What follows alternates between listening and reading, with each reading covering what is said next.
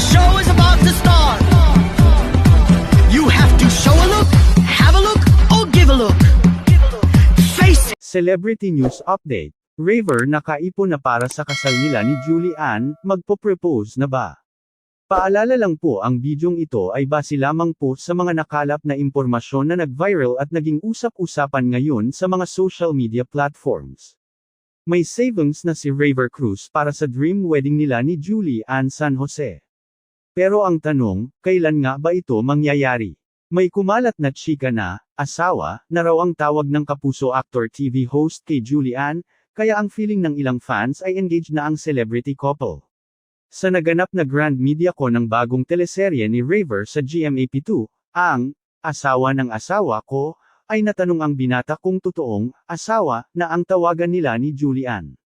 Say ni Raver, ine-expect na raw niya ang naturang question. Actually, nakakatawa kasi alam ko naman na yan na ang itatanong ng lahat sa akin, especially doon sa title. Well, syempre, hindi ko pa siya pwedeng tawaging asawa dahil hindi pa naman kami kasal.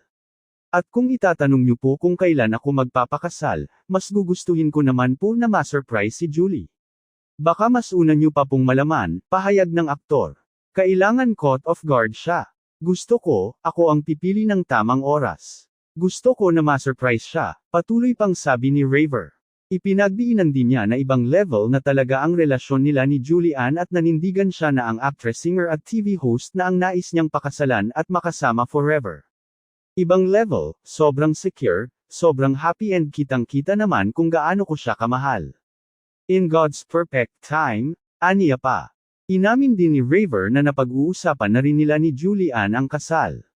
Meron na rin daw siyang savings kaya naghihintay na lang siya ng tamang panahon para sa gagawin niyang proposal.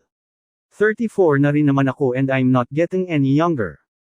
And for me, si Julie na talaga ang gusto kong makasama habang buhay, sabi pa niya. Samantala, magsisimula na ang asawa ng asawa ko sa January 15, 9:35 p.m. sa GMA Telebabad. Makakasama ni Raver dito sina Jasmine Curtis Smith at Lizel Lopez na siyang mag-aagawan para sa kanyang atensyon at pagmamahal.